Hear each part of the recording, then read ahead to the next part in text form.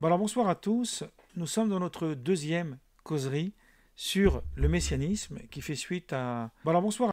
Et dans la séance précédente, nous avions introduit la question du lien entre la prophétie et le messianisme à partir de l'élément de l'initiation, c'est-à-dire à partir de l'idée qui est chère à Maïmonide, que l'initiation de l'homme repose sur le fait qu'il doit parvenir au degré de prophète. Au degré de prophète, c'est-à-dire celui qui a atteint l'ultime, le plus haut degré. Le Messie étant un archétype de l'homme réalisé, on pourrait le dire de cette façon-là, un peu à la manière du bouddhisme avec Bouddha, même si ce n'est pas comparable au niveau théologique, mais c'est comparable au niveau de l'idée. Il y a une idée comme ça, qu'il y aurait un être humain qui serait l'illustration d'un homme qui serait réalisé. Bien sûr, le Messie en tant que personnage, ou en tant que ère, ou en tant qu'époque, est une idée extrêmement dense et complexe, mais nous essayerons de l'aborder cette année. Moi, je vais d'abord introduire en fait nos leçons, enfin nos causeries, à partir de la notion. Alors, il nous faudra plusieurs séances pour aborder ça, c'est un petit peu comme d'habitude, c'est des sujets à tiroir, à partir de la notion de dogme dans le judaïsme. Pourquoi j'introduis cette idée-là à partir de cette notion-là? Parce que Maïmonide, qu'on ne présente plus, a recensé ce qu'il a appelé les Shlosh Esrei Ikarim, les 13 principes, qu'on pourrait traduire les 13 dogmes, alors que dans le judaïsme, d'une façon générale, il n'y a pas de notion de dogme. Je vais expliquer pourquoi il n'y a pas de notion de dogme. On a tendance à appeler, c'est universel, le juif pratiquant, on l'appelle le juif orthodoxe, parce que vous avez, en comparaison avec les juifs libéraux par exemple, alors je ne fais pas ici la recension sociologique des communautés juives, rassurez-vous, mais simplement parce que c'est un terme que vous connaissez. Or, orthodoxe, qu'est-ce que ça veut dire? Ça veut dire celui qui suit la doxa, c'est-à-dire il suit les principes. Il suit les principes, les règles qui s'imposent au niveau de la foi. Et on verra que cette idée de doxa, c'est une idée assez tardive dans le temps, puisque, de mon point de vue, c'est ce que j'ai abordé très longuement dans un article que j'avais écrit, une contribution pour un colloque qui était lié à cette question-là, par rapport au père de l'Église, où on m'a demandé d'apporter une vision juive, un peu contemporaine au père de l'Église. Et j'avais un peu démontré que la notion de foi sur le plan de la spéculation intellectuelle est une idée tardive. Que d'un point de vue de la Bible ancienne, de l'Ancien Testament, on peut dire ça aussi du Nouveau, même si ça commence déjà à évoluer. Ce qu'on pourrait appeler la fidélité, la notion de fidélité, c'est pas la fidélité à la foi, puisque la foi, elle est censée être acquise. On verra après si réellement elle est censée être acquise ou pas. Je parle d'un point de vue biblique. Mais surtout, la fidélité à la pratique, ce qu'on appelle la praxie. On devrait appeler, mais c'est pas très joli, un juif pratiquant, on devrait l'appeler un orthopraxe, plutôt que de l'appeler un orthodoxe. Vous voyez, ça fait pas très joli. Mais bon, ça serait la meilleure définition. Or, Maïmonide, qui lui est rationnel, a introduit l'idée de la spéculation. Alors, ça existait déjà avant lui, mais disons qu'il a fait un système de pensée. Et de mon point de vue, on va l'aborder dans les séances suivantes, il a été influencé par ce qu'on appelle la scolastique, qui est à la base, à l'origine, qui est chrétienne et musulmane.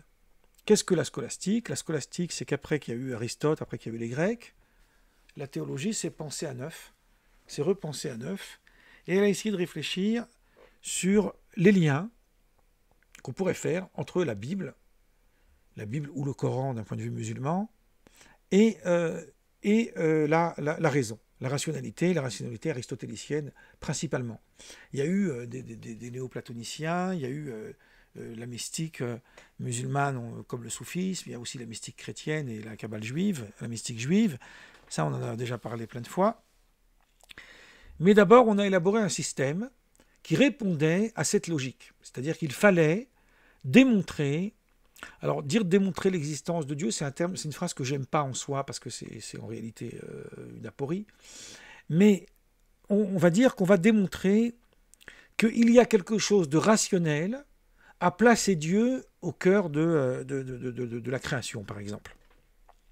Donc on va essayer d'expliquer la création à partir d'un agent, ça c'est l'idée d'Aristote, et cet agent serait ce Dieu monothéiste qui s'est révélé à Abraham, Isaac et Jacob, à Moïse, et plus tard à Jésus et Mohammed. Je vais vite, hein, attention. Il ne faut pas prendre cette phrase au sens littéral, parce que c'est beaucoup plus complexe. Et donc à partir de là, les questions que pose la raison, où la foi semble être heurtée par la raison, vont être répondues par une théologie nouvelle, qui est qu'on appelle la scolastique. Bon. Le judaïsme n'a a priori pas de lien direct avec cette idée-là, mais il a été obligé, parce que c'est une contrainte historique, c'est pas une contrainte parce qu'on l'a obligé de le faire, mais c'est une contrainte historique, à apporter lui aussi sa pierre à l'édifice. Donc il y a eu, même si c'est à moindre mesure, il y a eu une scolastique juive. Maïmonide en est l'un des fers de lance de cette scolastique juive. Et donc il a déplacé la notion de praxie par la notion de doxa, c'est-à-dire la notion de pratique, qui est l'essentiel du fondement, du pilier en fait, de la religion juive, et il a déplacé ça sur des questions d'ordre intellectuel, des questions d'ordre de spéculation. Alors, il n'est pas le seul à avoir fait ça, on l'a fait déjà avant lui et après lui, mais on a chez Maïmonide quelque chose de très construit. D'où le Guide des égarés, qui est une réponse en fait théologique à la raison, à la rationalité. Alors, j'expliquerai après pourquoi ça pose un certain nombre de problèmes. Pour l'instant, ce qui va m'intéresser, c'est de parler des Shloshesri Ikarim, les 13 principes de foi. Maïmonide a élaboré un texte qui est assez court, mais qui on va dire c'est l'équivalent d'un article, on pourrait dire ça comme ça, où cet article, il y a 13 articles, donc il y en a 13, et dans chaque article, il explique les 13 principes de la foi juive. Et il dit voilà, un membre d'Israël doit accepter, adhérer à ces 13 principes. Donc, il a fixé une sorte de dogme. Mais la question fondamentale, centrale, c'est que si c'est le dogme absolu de la religion juive, ce terme de religion ne va pas, mais je fais exprès de l'utiliser parce que c'est en comparaison à la religion chrétienne et musulmane, que je n'oppose pas ici, mais que je distingue, puisque c'est une époque où il y a cette distinction qui est faite. Et c'est même d'ailleurs une distinction apologétique, c'est-à-dire une distinction où chacun va défendre son bout de pain. Et donc, on va considérer que voilà, la scolastique musulmane dira que c'est le Coran qui est la révélation finale, la vraie révélation. La scolastique chrétienne et la scolastique juive diront la même chose de leur chapelle. Parce qu'aujourd'hui, heureusement, on a su faire évoluer. Mais il faut revenir à ces idées-là pour bien comprendre les axes importants. C'est-à-dire que quand Maïmonide va apporter des réponses sur le rapport à la rationalité et la théologie, il se veut apporter des réponses juives qui sont censées répondre aux questionnements que les autres doxa, que les autres religions peuvent lui poser. Hein, ça a été le cas avec l'islam, ça a été le cas avec le christianisme, à travers les âges. D'où les disputatio qu'il y a eu dans l'histoire. Bon, il y a mon livre sur Jésus derrière, hein, qui parle longuement de toutes ces choses-là. Mais voilà, je vous ai construit brièvement le panel. Le problème, c'est que c'est une chose qui est moins connue dans les synagogues, ce que je vais dire maintenant. Donc je vais le dire tout bas pour pas que je me fasse excommunier. Maïmonide, il est loin d'avoir fait l'unanimité là-dessus. On va montrer qu'il est loin d'avoir fait l'unanimité. Et pourtant, il a fait école, puisqu'il y a une sorte de poème qu'on appelle le Yigdal Elohim Chai. Traduction littérale, ça veut dire la grandeur du Dieu vivant. Non, Dieu est vivant et grand. Non, le grand Dieu est vivant. Voilà, on va dire ça comme ça, Yigdal Elohim Chai. Ou plutôt que Dieu qui est grandi est vivant. Et c'est un poème. Et dans ce poème sont résumés les 13 principes de foi de Maïmonide. Et donc on les lit à la synagogue. Pas toutes les communautés, mais beaucoup de communautés le lisent. Et même ceux qui ne le lisent pas, ils savent que les Juifs, ils ont 13 dogmes. Bon. On parle, par exemple, et là je ne peux pas en dire plus parce que je n'ai pas assez de connaissances dans ce domaine, on parle des 5 piliers de l'islam, mais les 5 piliers de l'islam sont beaucoup plus reliés, pour le coup, à la question de la pratique, alors que les 13 principes de Maïmonide ne parlent pas de pratique religieuse. Ils parlent simplement du rapport à la foi.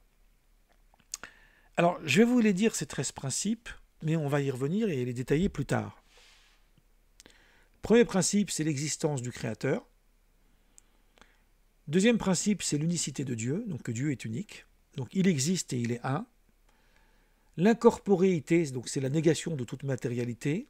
Donc il existe, il est un, il est incorporel. L'antériorité absolue du Créateur, c'est-à-dire qu'il n'y avait rien avant lui. Donc on a, il existe, il est unique, il est incorporel et il est avant toute chose. Le cinquième, que c'est lui qu'il sied de rendre culte, et pas au culte païen, par exemple, aux idoles. Le sixième, c'est la prophétie. Le septième, c'est la prophétie de Moïse qui est supérieure à toutes les autres prophéties. Ça, on l'a beaucoup abordé l'année dernière. Le huitième, c'est que la Torah est d'origine divine. Le neuvième, c'est la transcription de la Torah du Créateur à Moïse, c'est-à-dire qu'il y a bien eu une transmission qui a été transmise de Dieu à Moïse, et que cette transmission, c'est elle qui a parcouru les âges jusqu'à nous. Le deuxième principe, c'est la providence divine. Donc c'est l'idée que Dieu connaît les actions des hommes. Ça aussi, on a beaucoup abordé ça il y a 2 ans. Le 11e, c'est la justice divine. Il y a bien une justice, la question des bonnes actions et des mauvaises actions de l'homme. On en a parlé un peu dimanche dernier. Le 12e, et c'est là que ça nous intéresse, c'est les temps messianiques. Et le 13e, le dernier, cerise sur le gâteau, c'est Triat Hametim, la résurrection des morts. Bon. On va comprendre après pourquoi il a choisi ça et pas autre chose. Maintenant, ce qui m'intéresse, c'est, donc vous voyez bien que les temps messianiques sont considérés, sont constitutifs de la foi juive. Pour Maïmonide, ça ajoute, on va dire, la chose de cette façon-là, ça rend complet, on pourrait dire, la foi dans le Créateur. Parce que quelqu'un qui a foi en le Créateur, mais qui ne croit pas au temps messianique, sa foi est bancale. Voilà en gros ce que ça veut dire. Je n'ai pas expliqué pourquoi, je n'ai pas expliqué comment, mais voilà en gros ce que ça veut dire, ce qui paraît un peu extravagant. Pourquoi un juif ne pourrait-il pas croire que Dieu existe, que Dieu est unique, qu'il est même antérieur, que c'est lui qui a tout créé, pourquoi pas, et qui s'est même révélé à Moïse, et qui lui a donné une religion, qui s'appelle la Torah. Puis après on arrête là. Pourquoi avons-nous besoin d'ajouter cette notion de temps messianique, qui est quelque chose qui viendra ou pas dans l'histoire? Peut-être que ça viendra avant que je termine ma causerie. Vu les événements actuels, il y a des gourous sur YouTube, il y en a des milliers qui vous annoncent la fin des temps chaque fois qu'il y a quelqu'un, qu'il y a un homme d'État qui bouge son oreille. Mais bon, hein, ça devient risible. Parce que l'idée du Messie, c'est une idée quand même un peu plus profonde que ça. Et puis surtout, la résurrection des morts. Bon, ok, très bien. On va aborder tout ça tranquillement. Maintenant, moi, ce qui m'intéresse d'aborder avec vous, c'est qu'est-ce que ça veut dire ces 13 principes? Pour Maïmonide, ça devrait normalement constituer la norme du peuple d'Israël. Donc c'est parce que le juif, il adhère à ces principes, qu'il se définit comme tel. Donc c'est un peu complexe. Est-ce que quelqu'un qui n'y croit pas ne serait-il plus juif? Mais pour Maïmonide, il n'y a pas de rupture entre un membre d'Israël et sa judéité, je vais le dire comme ça, même si c'est un peu... je ne peux pas le dire autrement. Et sa judéité, s'il y a une absence de pratique. Tant qu'il y a une absence de pratique, parce que j'ai pas le temps, parce que j'ai pas envie, parce que c'est plus intéressant d'aller jouer à la pétanque que d'aller à la synagogue. Un exemple un peu idiot. Parce que je trouve, moi, que le porc, c'est assez bon à manger, et puis j'ai envie d'en manger, donc j'en mange. Ce qu'on appelle les théavon, c'est quelqu'un qui transgresse par plaisir. Il transgresse par plaisir, Maïmonide dit, il est coupable pour ses transgressions, mais ou bien il peut se repentir, ou bien il peut être pardonné par Dieu, ou bien une fois qu'il a purgé ses peines, il est lavé de ses fautes. Bref, il y a la notion, l'idée que ça ne le défait pas de sa judéité. C'est une phrase qu'on trouve dans le Talmud, dans le traité Sanhédrin, qui nous dit, je vais la dire en hébreu et la traduire, Israël, afalpi shechata, Israël ou. Un Israël, même s'il a fauté, il reste un membre d'Israël. La question de sa judéité n'est pas remise en cause ici. En revanche, il nous dit Maïmonide, si quelqu'un y rejette les principes de la foi, d'accord, et qui donc considère que Dieu ou que Dieu n'existe pas, ou qu'il n'y a pas de révélation au Mont Sinaï, ou cerise sur le gâteau que les morts ne ressusciteront pas, hein, c'est tout le débat qu'on a avec Jésus et les Sadducéens, qu'on retrouve dans le Talmud d'ailleurs. Voilà, c'est un vaste sujet, c'est tout le courant des pharisiens, hein, ils ont porté ça. Et bien cet homme-là, il ne fait plus partie des membres d'Israël. Alors attention, il ne faut pas prendre ça au sens premier, parce que c'est plus complexe que ça. Mais disons, dans l'absolu, un membre d'Israël, c'est quelqu'un qui croit au fondement de la foi. Quelqu'un qui ne croit pas au fondement de la foi, il n'est plus un membre d'Israël. Après, les erreurs de spéculation, les erreurs de compréhension, c'est différent. On parle de quelqu'un qui rejette. Et là, dans ces cas-là, il dit, il est plus dans la doxa, donc il n'est plus membre d'Israël. Je vais m'arrêter là 5 minutes pour expliquer. Maïmonide ne dit rien sans se fonder sur quelque chose. Et là, il se fonde sur le Talmud. Or, le Talmud ne parle pas de celui qui rejette les principes de la foi. Je vais vous donner un exemple. C'est un exemple que je rapporte dans mon livre sur Jésus, à propos de la résurrection des morts, justement.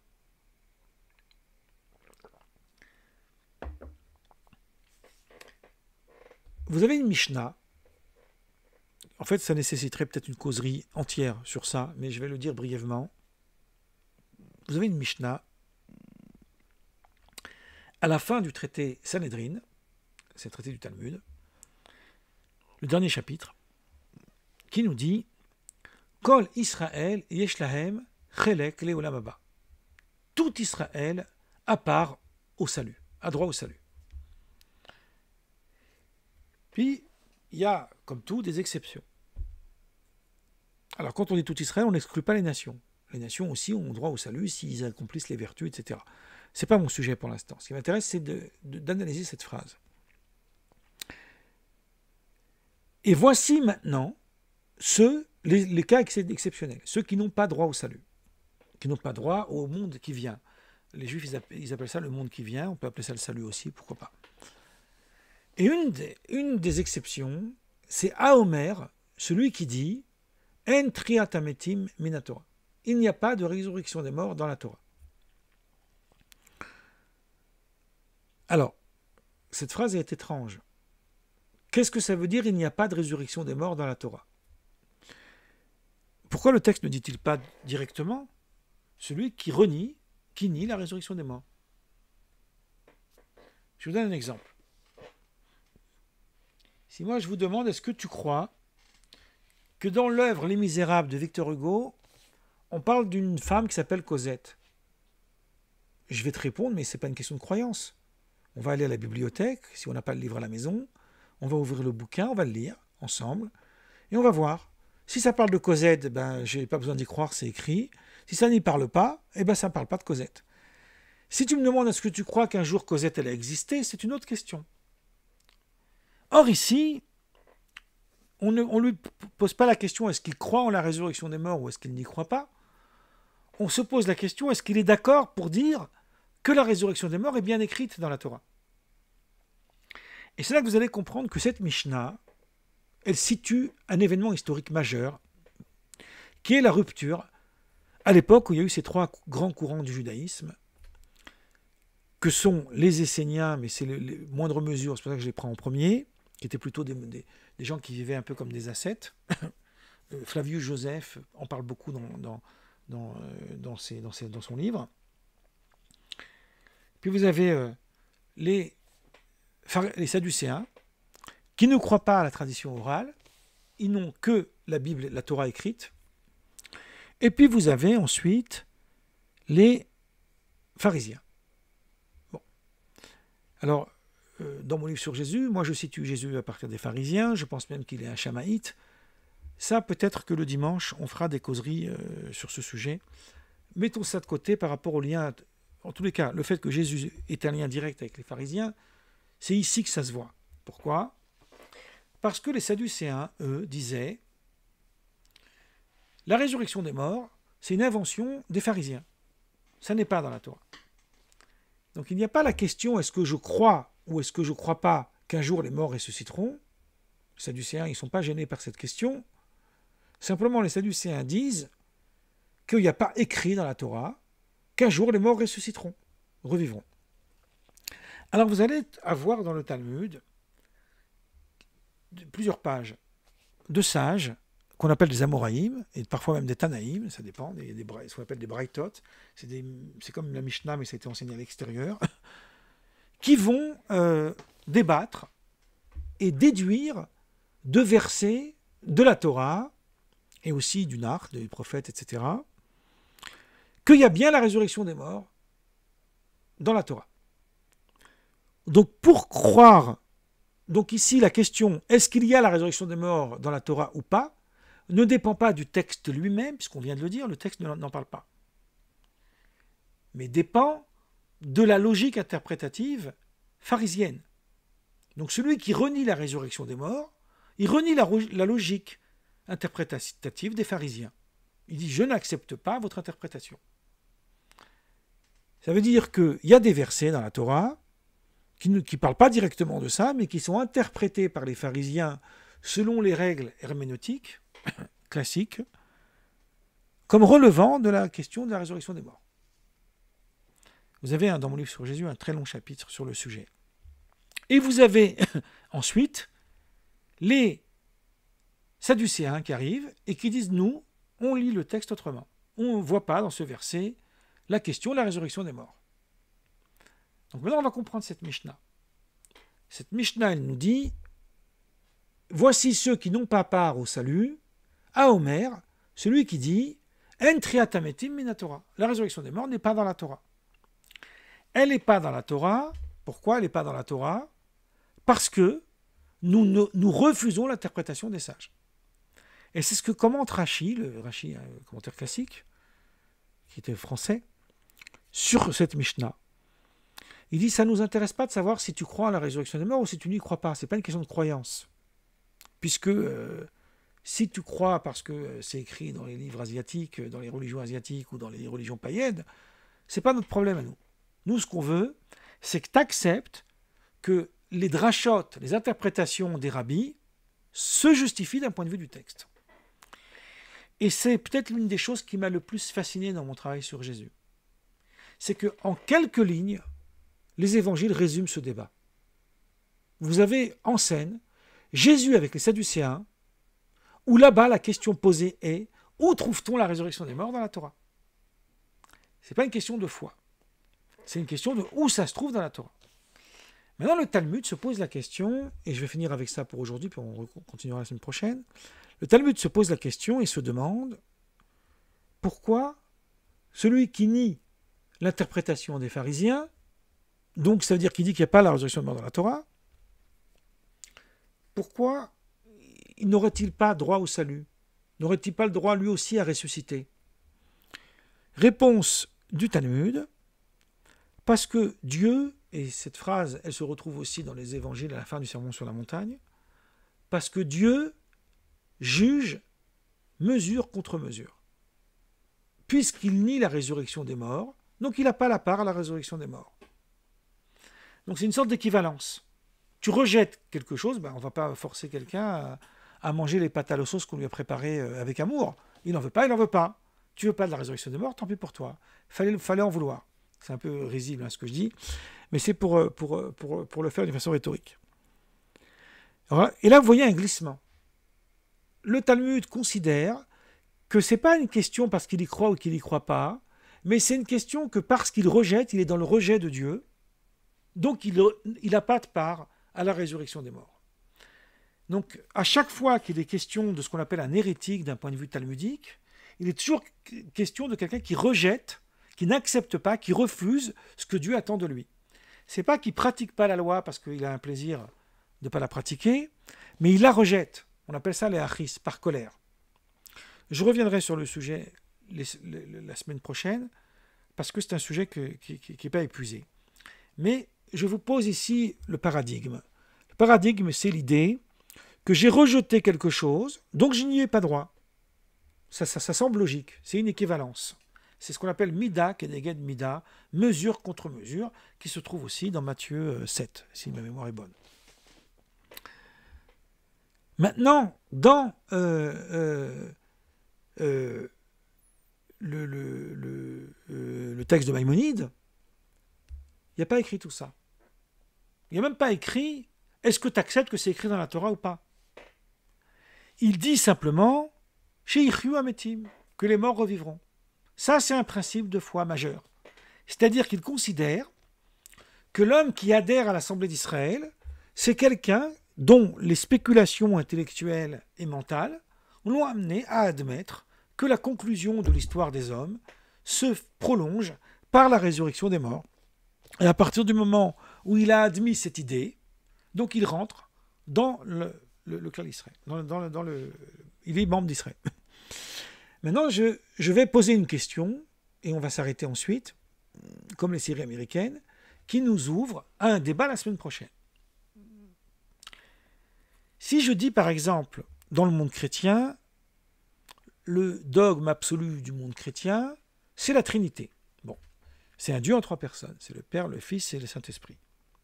Si quelqu'un il dit, moi j'ai envie d'être chrétien, mais je ne crois pas en la Trinité, c'est-à-dire je ne crois pas qu'il y a ce dogme, eh bien, il n'est plus chrétien. Il faut accepter les principes de la foi chrétienne. Alors après, il y a des nuances hein, dans les obédiences chrétiennes, je le sais.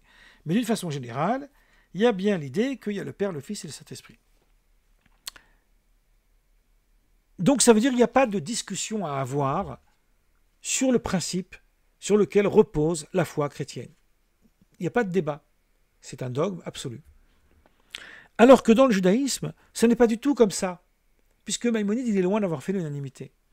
Donc comment Maïmonide peut-il poser en principe cette idée alors qu'elle n'est pas admise par tous? Et on verra après, qu'est-ce que ça veut dire, elle n'est pas admise par tous? Et comment le comprendre? Voilà, là je vais m'arrêter là pour aujourd'hui, je sais que ça laisse un peu perplexe, mais c'est fait exprès, les semaines suivantes, on aura plus de réponses.